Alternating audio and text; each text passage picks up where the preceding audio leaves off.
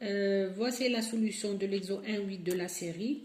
Donc, dans l'exo 1,8, on vous dit trois petites boules identiques qui sont suspendues à un même point M par des fils en soie. Donc, vous avez au départ trois boules qui sont suspendues par des fils en soie. Et comme les boules sont identiques et sont chargées, donc elles vont s'écarter sous l'effet de la répulsion coulombienne. Donc, les trois boules vont se positionner au sommet d'un triangle équilatéral. Comme ça. Voilà. Donc, j'appelle celle-là, bon, j'appelle cette boule la A, B et C. Donc, ça forme un triangle équilatéral de côté A. Bon, avant de traiter la partie physique de cet exercice, on va faire un peu de trigonométrie. Donc, dans un triangle équilatéral, vous avez les médianes du triangle qui se coupent au centre de gravité du triangle qu'on appelle le point G. Et on peut montrer facilement que la distance GB égale à GA égale à GC égale à A racine de 3 sur 3. Donc, vous avez les trois boules qui sont attachées au point 1 par les fils en soie. Donc, le tout, ça forme une pyramide. Bon, si je considère l'un des fils, par exemple le fil MB, donc le fil MB, il s'écarte par rapport à la verticale d'un angle alpha. Et le point d'intersection de la hauteur de la pyramide formé par le point d'attache et les trois boules avec le plan où se trouve la charge, ça sera tout simplement le point G, c'est-à-dire le centre de gravité du triangle équilatéral. Donc, on peut montrer donc cette distance-là, c'est A racine de 3 sur 3. Donc, si on suppose que l'angle d'écartement est très faible, on peut dire que tangente alpha, on l'approxime à sinus alpha. C'est approximativement égal au côté GB sur ce côté-là, c'est-à-dire A racine de 3 sur 3 sur L. Ça, c'est d'un côté. D'un autre côté, comme les trois boules sont en équilibre, donc on va raisonner par rapport à l'une des trois. Par exemple, je garde toujours la boule B. Donc la boule B, elle est soumise à quelle force? Elle est soumise à son poids. Elle est soumise à la tension du fil. Elle est aussi soumise à la force électrique qui exerce les deux autres boules. Donc, la force électrique qui exerce les deux autres boules ne se trouve pas dans le même plan que P et T.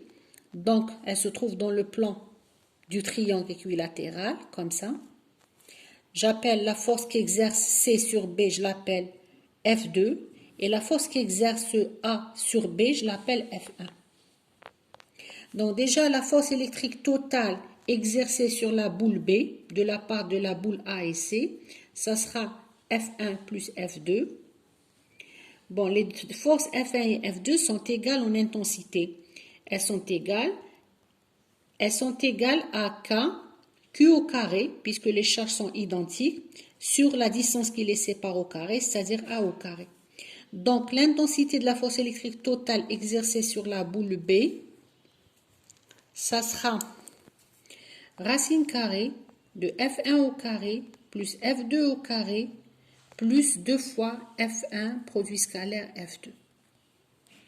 Là, c'est clair que l'angle entre F1 et F2, qu'on appelle θ, est de 60 degrés.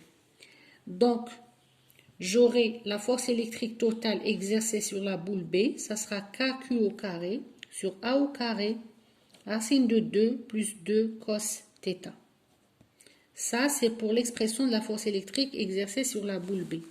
Maintenant, si la boule B est en contact, en équilibre, pardon, c'est que d'après la deuxième loi de Newton, c'est que la somme des forces exercées sur la boule B est égale à 0. Donc, les forces exercées sur la boule B, il y a le poids, il y a la tension du fil, et il y a la force électrique totale exercée par les deux autres charges.